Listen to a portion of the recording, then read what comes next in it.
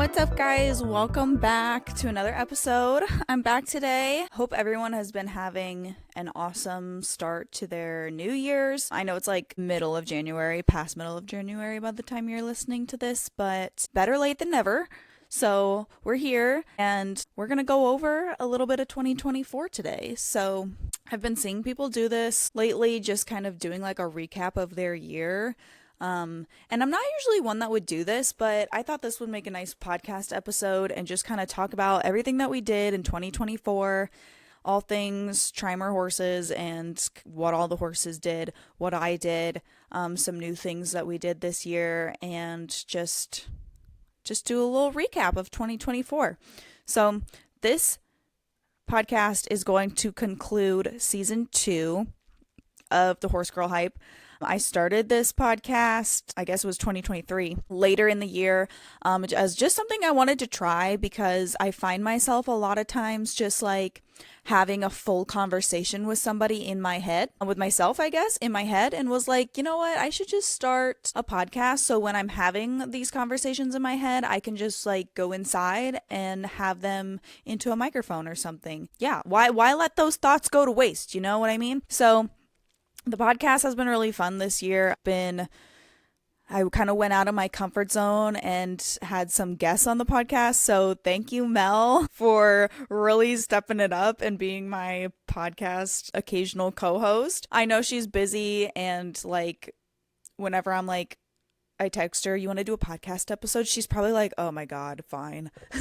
Because it does take a lot of time and like you have to set time out of your day to do it and stuff. And we're all busy with work and horses and family and all kinds of other things. So I do appreciate her making the time to hang out. And when we have some drinks and film a podcast and stuff like that, there's no pressure to do it. But I asked my friend Marissa to do it this year too. She's never done anything like it before.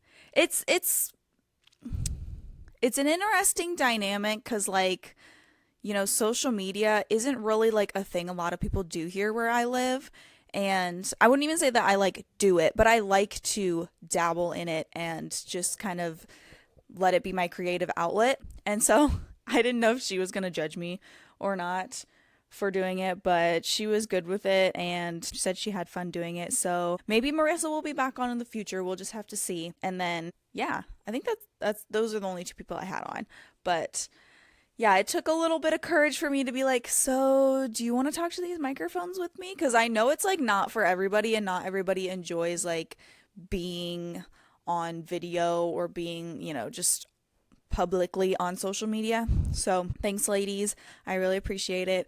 Doing a podcast is way more fun when you have people to like actually converse with. And so it makes it a little bit more interesting to listen to. And hopefully you guys enjoy those episodes too, and kind of listening to some different perspectives and advice and things like that. So that's 2024 for the podcast. After this episode, we'll move on to season 3. And I'm really hoping that this year I'm going to get my video situation working out. I wanted to do it today, but I got a new camera for Christmas. Shout out Thomas. He bought me a camera because I told him that's like one of the things that I really kind of wanted was a camera. I do a lot of my videoing and stuff on my phone and like, I don't know. I feel like iPhones have really good camera quality when you purchase them, and then with the updates or something it goes down because every new phone I've ever gotten, like the quality on the camera is so good, and then it's like it just gets worse as we go. I don't know. The quality's not that great on it, so I really wanted like an actual camera and that I could take the footage, put it on my computer, because when I do so much filming on my phone, the storage fills up super fast. I think that's another way that like Apple must rob us or something, is they give you a whole bunch of storage when you first get their phone and then it just slowly goes down. Because when I got this phone a couple years ago, I could not fill up the storage. It was impossible to fill up the storage. There was so much that I could record for hours and hours and hours and like not fill up the storage on it, and now like I can barely film anything and I have to constantly worry about my phone running out of storage, which is super irritating because I edit them on my phone and then I have to save it to my phone again. I have to go through and delete everything, so it's just annoying. I really wanted a camera this year, so got one for Christmas. I need to figure out how to use it. And the battery, like the reason I didn't use it today or try to use it today was because the batteries need to charge. And I'm running out of time to do this episode today. So it's gonna be next time, hopefully. So I really want this year to kind of elevate the podcast a little bit and hopefully have more people on it and incorporate actual video. So we'll see how that goes. Cross our fingers. And yeah, let's get into it. What do we do this year in 2024? So the first few months of the year are always kind of just really laid back. I don't do a whole lot. January, February, March of any year, just because I don't have an indoor arena and it's winter time here in Iowa and like nothing is enjoyable to do. So January of 2024, I sent Hazel to training. I spent a lot of time working with her in 2023, and I really just didn't want to see her sit over the winter. She was just the type of horse that, like, if you left her to sit, like, she would regress a lot and you'd have to start way over, and it was super frustrating. So because I don't have an indoor setup here, I really wanted her to continue being regularly worked throughout the winter time. There are like indoor arenas in the area that you can haul to, but for one, most of them are heated and I kind of worry about my horses getting too hot in them. But she really just needed to be worked multiple times a week, and that's something that's so hard to guarantee here in Iowa in the winter because we have no idea what the roads are going to be like to haul somewhere. You have no idea if your truck's going to start, like all those things. So I just really wanted to know that she was going to get worked a lot, multiple times a week, and so I sent her off to training with somebody else. And she spent 3 months there and learned a lot, but it was kind of nice to just have her sent off for a while, go learn new things with somebody else. And yeah, so I sent Hazel to training. We also lost Red shortly after that. So Red, I did not have him very long, so some of you guys might not remember him.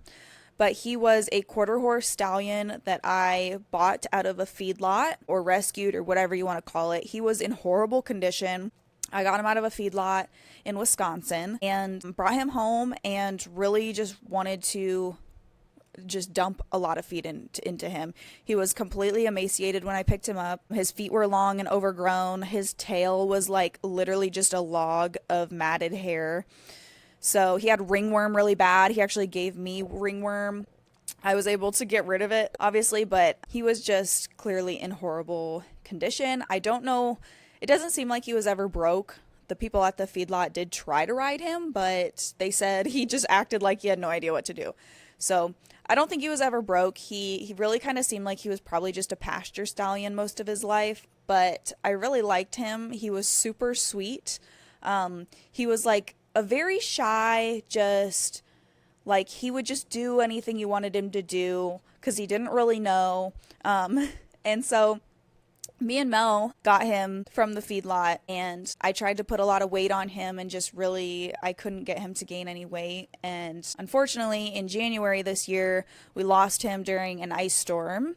He had fallen on the ice and he had like fallen downhill. So like his head was downhill and his legs were uphill, and he fell in the barn or in the lean-to up against the wall. It was really like not a good situation, and he was just too weak to be able to get himself back up. And so we really had no way to get him up and to keep him up. And so unfortunately I had to have the vet out and come put him down. So that was disappointing. I really liked Red's personality. He had a really nice set of papers. He was bred back to Smart Little Lena. I think it was a grandson maybe of Smart Little Lena. His registered name was Niner Sprat. It was a really weird name. I didn't really like his registered name, but he had, I think 5 foals registered with the AQHA, and I just really liked him. I was hoping that maybe at some point I could use him as a breeding stallion, but the cards just didn't play out that way, unfortunately. On a lighter note, in February, I applied to adopt some rescued horses. So in 2023, in Iowa, there was a huge case of neglected horses that it was a big news story. It was on like all of our local news stations and everything that the Animal Rescue League in Iowa had confiscated like all these horses from a neglected property, and I think it was like 40 or 50 horses. They had this huge herd of horses that were all in horrible condition. There was a lot of dead horses on the property, not really any signs of food or water, and like all these horses were in terrible shape. There was all these stallions running around injuring each other and the younger horses, and just the Animal Rescue League was able to rescue all of them. So in January or February, I don't remember which month, they had announced that some of these horses were going to be ready to be adopted. And so I applied, even though I said really I didn't want any more project horses. I just decided to apply because why not? I really wanted something that was like a yearling or younger that I could just let sit in the pasture for a couple years and not have to worry about it until they were ready to like be started and stuff. So I applied for some yearlings, and the Animal Rescue League approved me as an adopter, and they sent me 2 or 3 horses that were kind of in the description of what I was looking for. So the first one I went to look at was a little red horse named Rojo, and I went to look at him. He actually was the face of their like news articles because he was one of the most severely injured horses.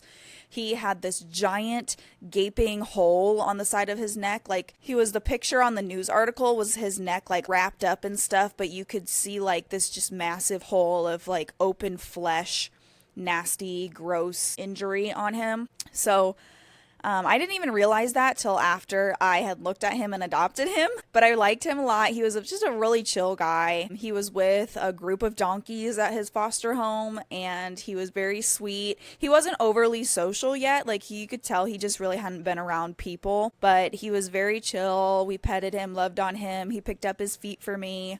And honestly, I wasn't that picky. He was a yearling or so, maybe a long yearling, and he was young, he was, nice and looked healthy. So I told them that I would go ahead and pursue Rojo. And one of the things that I told them, I thought it was really funny because I'm here looking at Rojo, which is the Spanish word for red, and I had just lost a horse the month prior named Red. So the people at the Animal Rescue League loved that, and they were like super excited that I was going to adopt him, and they actually brought down his adoption fee for me because they just were really excited to see him come home with me. That's the story of Rojo. We call him here Rojo just because I don't think Rojo like rolls off the tongue that well. I don't know. I just like Rojo better, so that's what we call him now. Some people don't really like it, but that's okay. So that's how I met Rojo. So in March, I went and got him. I've officially adopted him and brought him home. We went to Des Moines, Iowa, and picked him up from their Animal Rescue League location and got him on the trailer and brought him home. And he loaded okay. He wasn't great. Obviously, he hadn't been on a trailer all that much. So we brought him home, and he just played and ran around the dry lot when we got him home. And he was like twice the size of Chance just the day we brought him home. It was really funny. And I figured out that he just knows how to get a halter off of his face because, the first couple days that I have a horse home, I'll usually put a halter on them and leave it on them just in case they were to get out or they know how to jump a fence, whatever, things I don't know about them, or if I need to separate them or something. They don't really know me that well, so some horses will be kind of hard to catch because they're around people that they don't know. Well, Rojo apparently just knows how to get them off because he got it off 5 or 6 times just in the first couple days he was home. So I was like, well, okay, this isn't gonna work. So interesting fact about him, I don't know how he does it. He gets them off around his ears somehow, which is really funny because Red used to do that. He used to get it off one ear or something all the time. And I don't know, I never saw him do it, I never caught him doing it, but it's just funny that they both share that trait. And so we brought Rojo home. We also added a tractor to the farm, which was really fun. Such a relief. I cannot thank my dad enough. He found this tractor, and it has been a complete lifesaver. I don't know how I ever did it without it, and it's just been great. It's a great little tractor. It's my hay mover, basically. I just move all the hay with it and stuff. And I don't know, I feed primarily round bales here, right? We have so many horses at this point, feeding square bales just is not financially, like, it's not feasible to feed this many square bales, so I feed almost all round bales, but up until this point I haven't had any equipment to move it. I could usually convince Thomas to bring their skid loader over from the other farm to do it, but like that's a lot of fuel and stuff. So, and you know, you kind of have to just, I would have to just do it whenever Thomas had time to do it, which isn't that often, or if he just even wanted to do it that day. So having a tractor here to use at my disposal has been a complete lifesaver. It's not a huge tractor, like the really big round bales are pretty much all it can handle. Like it can move them, but not very well. But regardless, like it moves them and it gets the job done. So I'm just super grateful to have it, and it's been a lifesaver. So April is usually the time that we start to get busier, when the weather is kind of evening out a little bit and we can start really working with the horses. So in April, I brought Hazel home from training. She spent 3 months. I was supposed to bring her home in March, but I decided to leave her an extra month just because I figured if I bring her home in March, then the weather's going to be crap all month and I'm not going to get to ride her and she's going to sit again. So I brought her home in April. And she had, you know, like 60 days of riding at this point. And so I started riding her at home for the first time. And she did pretty good. I just kind of rode her around in our ring, like a weekly ride on her. And she did pretty good. And so I started riding her myself. We also went to the Midwest Horse Fair. That's something that I do every year. That is kind of like my weekend in the spring that like I'm going. I don't care what anybody says. I don't care what's going on. I'm going to the Midwest Horse Fair. I love it. They have so many amazing vendors, like just so much shopping. Like you could spend 2 days shopping there. And there's so many amazing clinicians. I love going to watch the clinicians, and they have every discipline you could imagine there. Actually, it was at the Iowa Horse Fair, not the Midwest Horse Fair, but one year we went to the Midwest and the Iowa Horse Fair, and they had a draft horse pull, and Thomas really liked watching that. So the draft horse exhibits, we love to go to those as well, and I just love going to the horse fair. We were able to sit and watch an Amber Lee Snyder clinic and kind of watch her help some young girls with their barrel horses and give them advice and tips, ways that they could improve their barrel horses. And so that was really awesome to watch. I was so excited to see her do a clinic. I've never met her before. I've never seen her before. My friend Melanie actually has done one of her clinics, but I've never been able to do it myself. So that was really nice to watch. And April is when I kind of start taking clients for the year because the weather is a little bit more predictable, or at least workable. So I started taking on some clients. I think I had a couple in April that came for their like spring refreshers and stuff like that. So that's kind of the start of the year, the busy time of the year when I have client horses on top of all of my horses as well. And I also started getting Sugar PEMF massage therapy, which I think I'm going to continue this year and maybe do it more often, because this year I really wanted to try to figure out some of Sugar's issues. Like, I know that she has some. I'm just not really sure what they are yet. She's like at the crankiest point of her life right now. She's just very cranky. She doesn't like, I don't even know how to describe it. Like, I can tell when she's being ridden that she is trying to compensate somewhere. She's very head up, head high, which she's always been like that a little bit, but anymore it's just like really like head up, hollowing out her back. I think she's trying to probably keep weight off of her joints and stuff. So I really want to figure out her joints, how much like arthritis is she dealing with. She is 19 or 20 this year, so she's getting to that age where it's going to affect her more. She's always been cinchy, but this year she's really been cinchy a lot, even like with me, which she normally doesn't try that shit with me. Just very grumpy, very crabby. Even in the pasture with the other horses, she's just beating on the other horses and biting them just constantly. She's the crankiest one. So I started her on PEMF massage therapy this year because I was hoping that like her muscle stiffness and stuff could really benefit from having massage. So she felt kind of weird about it at first. I could tell. She was like, why is this massage lady in my space poking at my stiff areas? And you could tell she was just kind of like, what the heck is this? But by the second or third time, she kind of started to relax a little bit and kind of enjoy it. But in April, that's kind of when we started it. and I just wanted to see how it would help her that year. May, I don't have a whole lot down for May, but I know we definitely did get some showing in. I competed in the Cowgirl Queens contest, which I made a video about, and it seems like a lot of people don't know what it is, or they don't have those in certain parts of the US or the world. And so I competed in the Cowgirl Queens contest. I kind of made a video about it, going over what it is and stuff. So if you don't know, go ahead and check that out on my channel. And this is the second one I've competed in. I've only done it one other time, which was last year. And so we didn't place or anything. It was a big group of girls, and there were some really awesome girls there.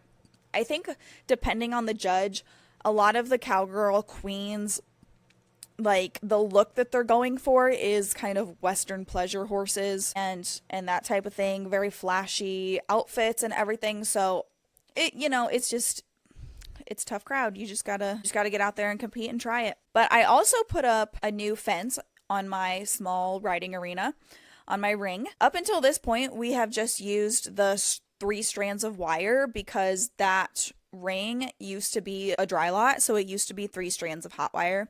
And so that was just the fence that was still there, and so that's what I've been using. But I really just wanted to change it to a solid fence because you never know with some colts if they rip the rope out of your hand and take off, or they get to bucking or whatever. I just didn't want them to go through the fence. Hazel too, like I knew if I had just this 3-wire fence, at some point somebody was going to go through it or get tangled in it, and I just didn't want to deal with that. So I put up new fence. I put up wood board fencing. Went to Menards and bought all this wood. It's treated wood, like just 2x4s, and I just put it up myself. It took me like a week or so to get it all up. It was a lot of work, and I had to dig all the wood fence posts in the ground one by one, evenly space them, and then put up all the boards. It took me a while, but it was worth it in the end. It looks much nicer than it did before, and it's more secure. So I like that. I like that for my lesson kids too, and it's just better that way. We also added Stella to the herd in May. Stella, for those of you that don't know, is one of my paint mares, and she came from a friend of mine. It's kind of a funny story with her. I have a friend that texted me, and she was like, "Do you want any more horses?" I was like, not really, but like, what you got? Because that's just how I am. I always say that I don't want any more, but then I always go get more. And she had this paint mare. It belonged to one of her boarders, which was a good friend of hers. And this mare has pretty much just been like a companion, pasture pet most of her life, it seems like. And she just had developed this attitude problem. She was kind of the problem horse of the group. And she would kick at you. The farrier has never been able to do her back feet. She'd kick, she'd bite, she'd kind of lunge at you or throw her head at you. She just was not, at this point, not that safe to be around. And my friend has lesson kids and stuff, and she just was like, I just don't want this horse around my lesson kids. I don't feel like she's safe to be here. I don't know what to do with her at this point. You know, she's not a horse trainer, so she just kind of was like, I don't know what to do with her. Do you want her? And this was okay with the horse's owner, by the way. And she said, I don't think she really even wants any money for her. Just if you can give her a good home and do something with her, like, I think she would just give her to you. So that's what she did. She ended up just giving Stella to me. And so me and Melanie went and picked up Stella. This is the same friend that I gave my goats to. And she was also told me she was going to rehome the goats because they were just also being problems, and they were headbutting and like just being nuisances basically. So we went and got them and brought a trailer full of problem children back home. So I got my goats back. They gave me Stella. Stella and the goats came home to spend the rest of their summer here. I still have my goats. I still have Stella. I've debated getting rid of my goats almost every day since they've been back, but they are helpful. They are helpful when they want to be. So in June, we started groundwork with Stella after kind of letting her settle in and stuff.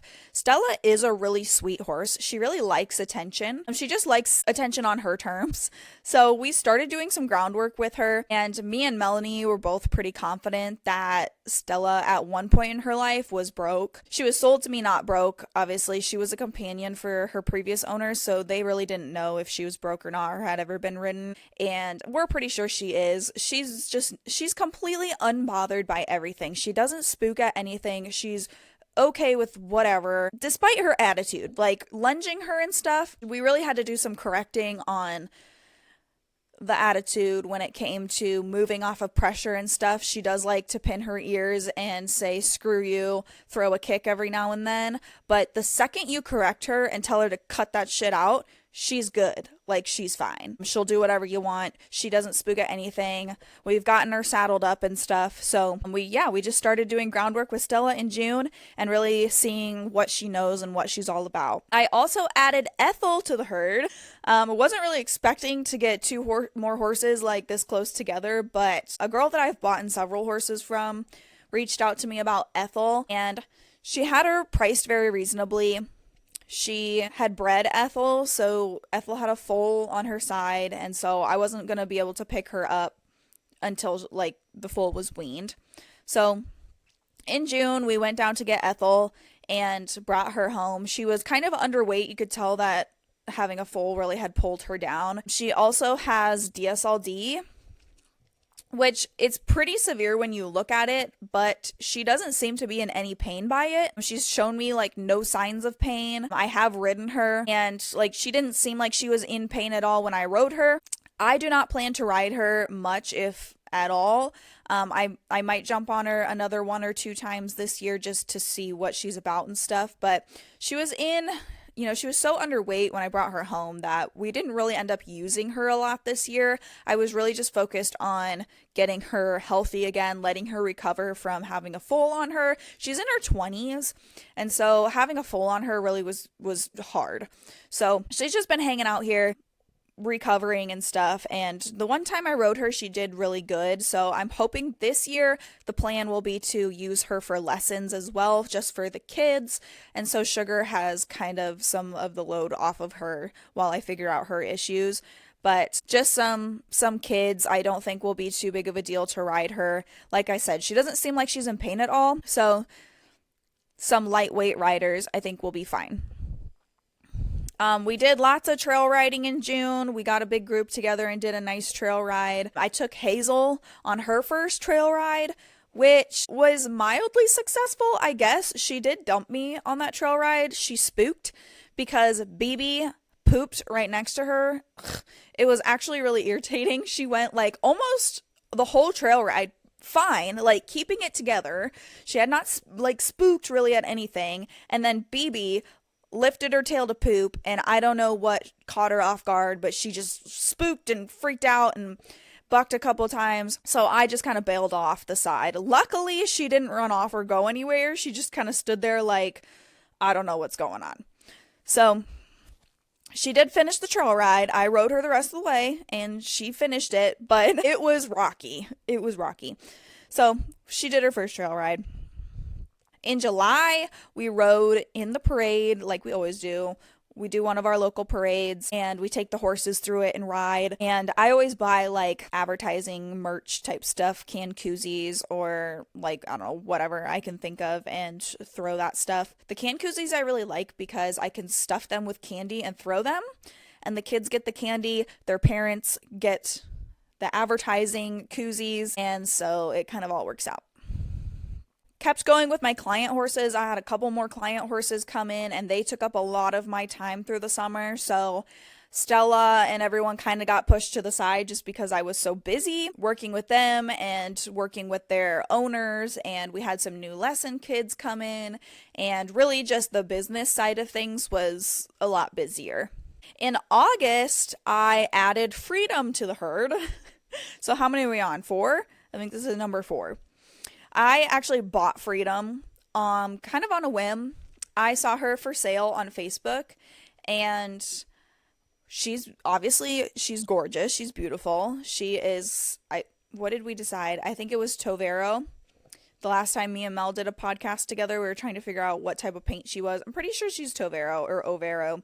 She's very flashy paint mare. She's about 14 or 15 years old, so she's a pretty good age still. She's got a lot of life left under her. She's been trail road, she's been arena road, she's worked cows, and like I liked her. She was very low priced just because her owner really just wanted her to go to a good home, and her owner really liked me because we live like pretty close to each other.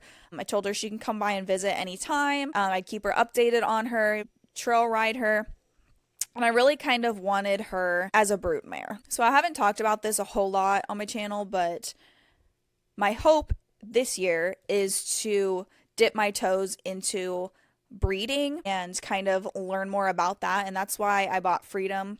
Freedom is not a maiden mare. She has had one foal in the past, so this wouldn't be her first. But she's still at a good age to have one or two babies, and I liked her. You know, her conformation's pretty good. Her build is pretty good. So I bought her hopefully as a broodmare for this year in 2025, and we'll just see how that goes. But she's been a nice addition to the herd. She's been pretty unproblematic. We definitely had some learning curves when I brought her home, but yeah, so we added Freedom. We kept trail riding. We had some more trail rides. I put a new pasture in. That was a lot of work, but I really wanted a little more space for my horses once my clients went home. So I added a new pasture, which the goats helped with a lot. They did so much clearing of eating down that pasture. It was like a tangled, nasty jungle back there. Like I cleared like a walking path to put the fence in, but other than that, like it was not even walkable. It was so thick and nasty. So the goats did an awesome job eating that down. And we had some new boarders come in. So Mel brought her horses here, Cash and April, and they've been here. They've been very unproblematic. They've been good horses to have here so far. And she actually let me use Cash for a lesson earlier this year. And yeah, it's been good having them here. In September, we went horse camping for a TV show, which was kind of a last minute trip, but I hadn't gone horse camping yet this year. Me and Thomas like to do a yearly horse camping trip down to the River Valley campground, which is in southern Iowa. It's like right on the border of Iowa and Missouri. So we went down. They were doing a TV show weekend there for a show called Best of America, and I think it's on like RFD TV or like some of the other channels, but they were doing a weekend where they go around to these different campgrounds around the Midwest and stuff, or around the US, and film these like really old style, very old West type campgrounds and just locations. So they were at River Valley Campground this weekend, filming just kind of a weekend there and what it's like there and all the amenities they have, and just the whole ranch there is so cool. It's so awesome. It's so like old Western. Like they have a beautiful lodge, beautiful cabins, an awesome bathroom. Like the bathroom I think is probably the like one of the best parts. They have an awesome bathroom, 3 different arenas. They have round pens you can use. They have wash racks you can use, a bunch of covered stalls. They have uncovered stalls also. It's just a super cool experience to go there. So we like to go there yearly. And so when we found out they were having a TV show there that weekend, we were like, okay, let's go. So me and Marissa went. Thomas came along too. He obviously didn't ride, but we trail rode for the TV show, basically hosted a trail rides. We rode with them. They had meals there. They had a bonfire. It was a lot of fun. So thanks guys for going with me. And I also had my first client donkey in September, which was a fun experience. I've never really done any work with donkeys before. They're a little different than horses. They definitely fit tack differently than horses. And I had a guy reach out to me asking if I'd put, a tune up on this donkey because he didn't know if he was going to sell it or not. And I went ahead and did it. And it was very interesting. It was different, but I was glad to have the experience and that he trusted me with his donkey anyway, knowing that I didn't really have a lot of experience with donkeys, but it was fun. We also added Bill to the herd, and here's the thing. I did not add Bill to the herd. Thomas added Bill to the herd. He saw him for sale. he actually saw just a big group of Belgians for sale on Facebook, Belgian weanlings, and he was like, he came into the bedroom one night and he was like, oh my God, did you see this? And I had already saw the listing and scrolled by it, but I was like, yes. And they were very close to us. He's like, we've got to go get one. And I was like, I don't really think we do. And Thomas loves draft horses. He loves Belgians. Like, his family has had Belgians in the past and stuff. So he was just like, we've got to get one. He really, really had his heart set on getting one. So I was like, if you have the money to buy one, that's one thing. But I had a very stern talk with him that I have enough project horses. I'm so busy with the horses I have now, my client horses, etc. I have no desire to dabble into draft horses myself. I've never trained draft horses. Like, I've been around them. I've ridden a few or whatever, but like, I don't have a lot of draft horse experience. So we had a discussion that if he was going to buy this horse, he was going to help train it, take care of it, deal with it, handle it, all the things, because I want this thing completely exposed, super docile, super experienced by the time that he's 2 years old. So he agreed to do it. So I said, if you've got the money and want to go buy one, we'll go look at them. So we went and looked at them. I picked out Bill because he was just in a big group of horses of all these other weanling Belgians. So the girl that was selling them, kind of just went and let us look at them, and I went out with the group, and you could tell that some of them had been handled less than others. And Bill, I walked right up to Bill. I scratched him. I petted him. He didn't care at all that I was there. He was not scared of me. He just let me scratch him while he ate some hay. And I grabbed a rope and led him around. He was halter broke. He just seemed super chill. He was like, whatever, like, I'm here. Hi. I'll do what you want. And so I liked him. So Thomas didn't really care which one he got. He just wanted one. So we picked Bill. He loaded right up in the trailer and we brought him home. And so far he's been a very unproblematic citizen in the herd. And he's been very sweet. He's a little shy because he's kind of just been turned out right now for the fall, winter. And so come this spring, we'll really be doing a lot more with him. And I hope to take him around and trailer him and stuff. But he's been a good guy. But so that's where we added Bill. My dad helped me build a new lean-to, so we added another shelter. Our property had absolutely no shelters or anything on it, so I really needed to get more upcoming winter and whatnot. So my dad helped me build another one. I also sold Hazel in September. I don't know if I talked about that a whole lot, but I did end up selling her. It was just to the point that with as busy as I was over the summer and stuff, like, she just... Again, it's hard to ride this many horses, like, super regularly, more than once a week, especially when I've got client horses on top of that. So Hazel, like, she needed, that's what she needed. She needed a person to ride her at least once a week, multiple times a week if possible, and just really continue to be worked a lot. And so I did sell her, and that was a really big relief because, like, she wasn't doing any good just sitting around here. In October, we rode in another local parade, a really big parade here. They do like a fall festival, and so me and Mel loaded up BB and Cash, and we rode in that parade, and I was able to do some more advertising and kind of still getting our name out there in this area. My client horses had pretty much all gone home, so we put Stella back to work and focused on, revisiting her groundwork skills and getting her on a regular, like, work routine and just doing more stuff with her. October was kind of like focus on my horses. And we did some stuff with Rojo and Chance and Bill, and just really wanting to spend more time with my project horses while the weather was still nice and before it got cold, and just kind of revisit some of the basic things. In October, I also started building a lean-to. This was my first building project totally by myself. I've never built like an actual building structure before. I built my chicken coop, and that thing was like kind of lopsided. It's a little crooked, but it still stands, which is important.